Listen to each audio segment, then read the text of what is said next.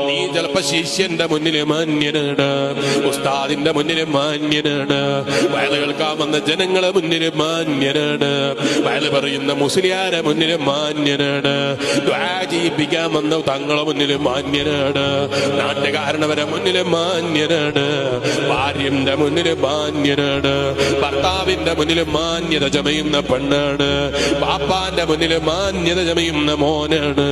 അല്ലാഹു നമ്മളൊക്കെ നന്നാക്കി തരട്ടെ. മോനെ, നീ മാന്യത വേണ്ടത് ഏറ്റവും ബാപ്പാന്റെ മുന്നിലല്ല, മകന്റെ മുന്നിലല്ല, ബാപ്പന്റെ മുന്നിലല്ല, ഭർത്താവിന്റെ മുന്നിലല്ല, ഭാര്യന്റെ മുന്നിലല്ല, ഉസ്താദിന്റെ മുന്നിലല്ല, ശിഷ്യന്റെ മുന്നിലല്ല. പിന്നെ നീ ഏറ്റവും വലിയ മാന്യത ചമയേണ്ടത് നീ ലോകസിട്ടാവായ അല്ലാഹ്,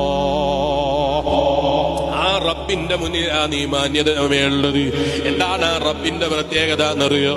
നീ ശരിക്കും മനസ്സിലാക്കണേ. പാപ്പാനെ മറച്ചു വെച്ചിട്ട് തൽക്കാലം രക്ഷപ്പെടാൻ കഴിയും.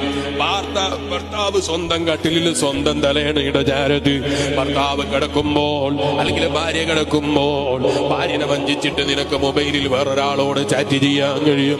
ചിലപ്പോൾ അവളെ വഞ്ചിച്ചിട്ട് പാസ്വേഡിന്റെ ഉള്ളിൽ നിന്റെ മൊബൈലിന്റെ ഉള്ളിൽ സർവ്വ തോന്നിവാസങ്ങളും ഒളിപ്പിക്കാൻ കഴിഞ്ഞേക്കും. പക്ഷേ റബ്ബിന്റെ കാര്യമറിയോ?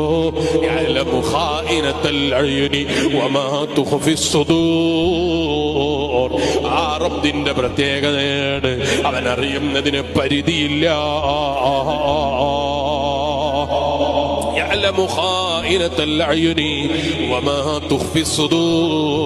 ഹൃദയത്തിന്റെ ഉള്ളിൽ ഒളിപ്പിച്ചു വെച്ചിരിക്കുന്ന രഹസ്യങ്ങള്, ഹൃദയത്തിന്റെ ഉള്ളിൽ ഒളിപ്പിച്ചു വെച്ചിരിക്കുന്ന സ്വകാര്യതകൾ അറിയുന്ന റബ്ബാണ് അല്ലാഹ്.